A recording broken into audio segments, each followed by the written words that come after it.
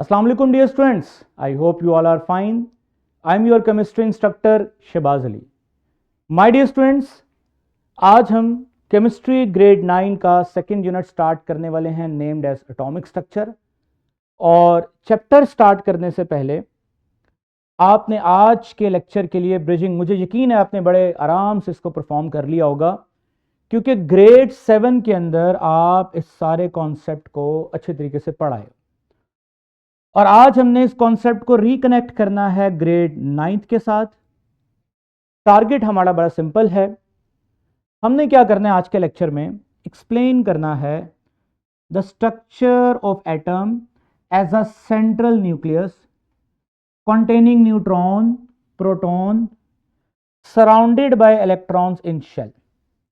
My dear students, इस SLO को achieve करने से पहले आप ग्रेड 7th में ये डायग्राम अच्छे तरीके से समझ आए हो कि एटम का स्ट्रक्चर कैसा होता है। आपको पता है कि एटम के सेंटर में न्यूक्लियस है और उस न्यूक्लियस में प्रोटॉन है और न्यूट्रॉन है और वो इनक्लोज्ड है, और इस न्यूक्लियस के बाहर शेल्स हैं जिनमें इलेक्ट्रॉन अकोमोडेट हैं। इस एसएलओ को किताब में इन डिटेल एक्सप्लेन किया हुआ है। मैं उसी खूबसूरत एक्सप्लेनेशन को सिमुलेशन की मदद से समझाना चाहता हूं।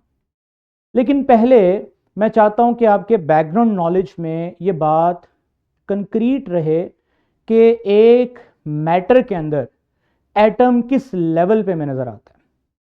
माय डियर स्टूडेंट्स, आपके सामने मैटर है, प्याज।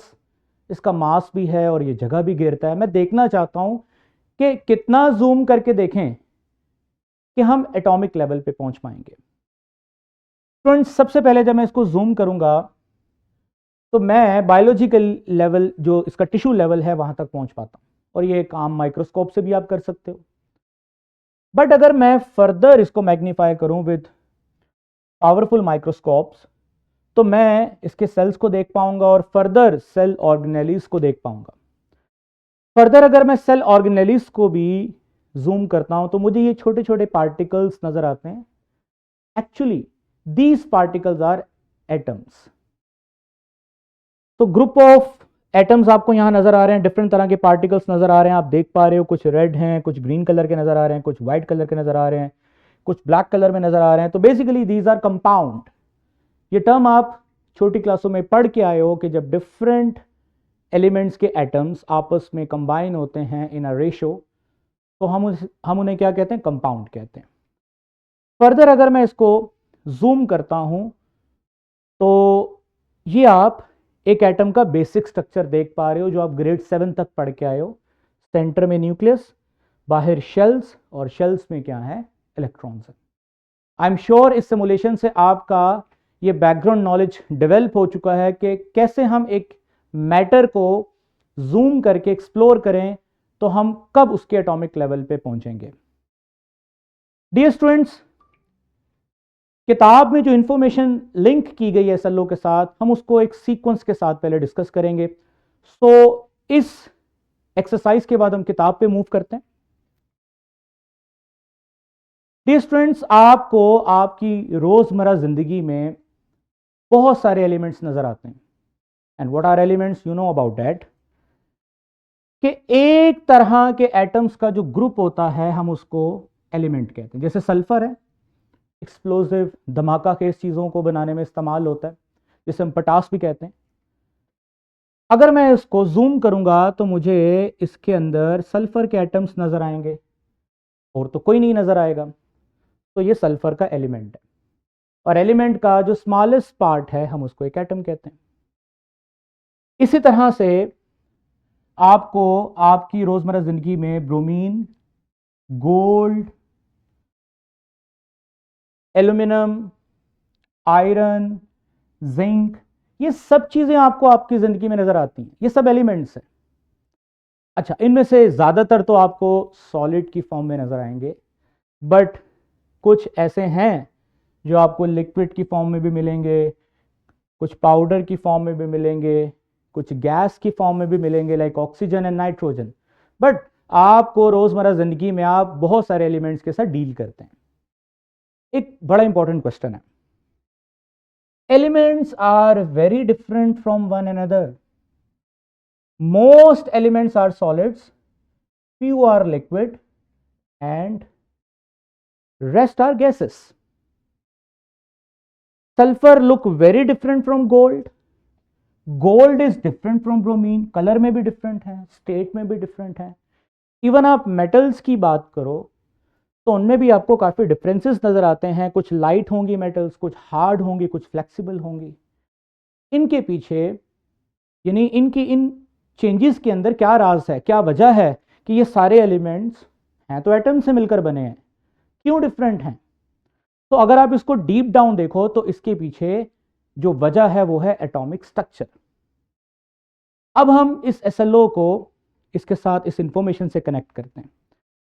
माय डियर स्टूडेंट्स, आपके सामने सल्फर का एटम है, आपके सामने ब्रोमीन का एटम है, आपके सामने गोल्ड का एटम है. स्ट्रक्चरली देखो तो ये आपको इस तरह सिमिलर नजर आते हैं कि सबके अंदर न्यूक्लियस है, सबके अंदर शेल्स हैं और शेल्स में इलेक्ट्रॉन्स हैं. ये सब बेसिक स्ट्रक्चर वाइज सेम है. बट अगर आप नोट करो इनकी कॉम्पोजिशन में फर्क है. And what is meant by composition? अगर आप इनके अंदर नंबर ऑफ प्रोटॉन्स को काउंट करो, सबके अंदर डिफरेंट है. इनके अंदर नंबर ऑफ न्यूट्रॉन्स को देखो तो वो डिफरेंट है. इनके अंदर आप इलेक्ट्रॉन्स की तादाद देखो तो वो डिफरेंट है. तो बेसिक स्ट्रक्चर तो सेम है लेकिन कॉम्पोजिशन का फर्क है तीनों एलिमेंट्स के एटम्स के अंदर. तो हम ये कंक्लूड कर सकते हैं कि किसी भी एलिमेंट का एक दूसरे से डिफरेंट होने के पीछे जो वजह नजर आती है वो एटम की कॉम्पोजिशन में डिफरेंस है. And what is meant by composition? Number of proton, number of electron, number of neutron, इनके फर्क की वजह से एलिमेंट्स की physical and as well as chemical properties different होती हैं. I am sure my dear students, atomic structure को समझना कितना ज़रूरी है और एटॉमिक स्ट्रक्चर में क्या चीज़ के फ़र्क की वजह से एलिमेंट्स डिफरेंट नज़र आते हैं, ये बात आपको अच्छे तरीके से समझ आ गई है. अब थोड़ा सा किताब में जो इन्फॉर्मेशन दी गई है, थोड़ा सा हम इसका हिस्टोरिकल पर्सपेक्टिव भी देखते हैं कि शुरू में एटम के बारे में क्या तस्वुर किया जाता था. चलिए एक सिमुलेशन की तरफ चलते हैं. माय डियर स्टूडेंट्स, बड़ा ही मशहूर एक फिलोसफर था डेमोक्रेटस, यूनानी फिलोसफर था. सबसे पहले उसने ये बात की थी कि मादा यानी मैटर छोटे छोटे पार्टिकल से मिलकर बना है. एटम का वर्ड उसने अभी यूज नहीं किया था प्रॉपर. और वो पार्टिकल डिवाइड नहीं हो सकते, इनडिविजिबल हैं. और उसने एटमस का वर्ड यूज किया था. उसका मतलब उस वक्त की जुबान में था कि इनडिविजिबल. और उसके दिमाग में जो पार्टिकल्स का स्ट्रक्चर आया था जिसको आज हम एटम कहते हैं, उस दौर में जो कि 18वीं सदी की बात है, कुछ ऐसा स्ट्रक्चर था. लेकिन तहकीक होती गई, रिसर्च होती गई तो पता चला नहीं, एटम का जो बुनियादी स्ट्रक्चर है वो एक बिलियर्ड बॉल की तरह है और डिफरेंट एलिमेंट्स के एटम्स डिफरेंट होते हैं. तभी कुछ को ए से मेंशन किया गया है और कुछ को बी से मेंशन किया गया है. ए और बी में साइज स्ट्रक्चर का फर्क है और इस फर्क की वजह से ही आपने देखा कॉम्पोजिशन के फर्क की वजह से ही प्रॉपर्टीज में फर्क आता है. यहां तक तो यही ख्याल किया जाता था कि एटम डिवाइड नहीं हो सकता. लेकिन 19वीं सदी के आखिर तक ये बात साबित हो चुकी थी कि एटम का ये जो बिलियर्ड बॉल स्ट्रक्चर आपको नजर आ रहा है, जो एक सिंपल सर्कल नजर आ रहा था जिसको शुरू में लोग समझते थे कि ये डिवाइड नहीं हो सकता, अब तो हमने इसको हजारों हिस्सों में तोड़ दिया है. और फर्दर जो लेटेस्ट रिसर्च है वो आपको इंशाल्लाह आने वाले लेक्चर में उसकी डिटेल बताएंगे. लेकिन ये बात अब कंक्रीट हो चुकी है, प्रूव हो चुकी है कि एटम डिविजिबल है, डिवाइड भी हो सकता है और इसके अंदर फर्दर पार्टिकल्स भी हैं. और थॉमसन, जो एक जे थॉमसन, जो 19वीं सदी में एक मशहूर साइंसदान था, उसने ये अपने तजर्बात से साबित भी किया कि एटम के अंदर चार्जेस भी होते हैं. तो आज के दौर में हम ये समझते हैं कि एटम को तो डिवाइड हजारों हिस्सों में किया जा सकता है. और फर्दर आने वाले लेक्चर्स में माय डियर स्टूडेंट्स आपके साथ ये एक्सपेरिमेंट्स शेयर किए जाएंगे कि कैसे पता चला कि एटम के अंदर पॉजिटिव चार्जेस भी हैं और नेगेटिव चार्जेस भी हैं. माय डियर स्टूडेंट्स, उम्मीद है कि आज के लेक्चर में आपने जो हमने SLO स्टार्ट किया है वो अभी मुकम्मल नहीं हुआ, उसकी कुछ हमने बेसिक अंडरस्टैंडिंग डेवलप की है। एटम का स्ट्रक्चर कैसा होता है उसको हमने अंडरस्टैंड कर लिया है, लेकिन ये SLO डाइवर्स है और इसी वजह से इसका कुछ हिस्सा हम अपने नेक्स्ट लेक्चर में भी डिस्कस करेंगे according to the book. Dear students, class में आप अपना फॉर्मेटिव चेक की जो एक्टिविटी है जिसमें आपने बताना है कि डाल्टन एटॉमिक थ्योरी क्या थी, ठीक है, और आपने फर्दर फॉर्मेटिव चेक के क्वेश्चंस जो हैं वो आपकी प्रैक्टिस बुक में दिए गए हैं, थ्राइव आपने करना है। मुझे नेक्स्ट लेक्चर के लिए इजाज़त दें। Take your time. अल्लाह हाफिज़।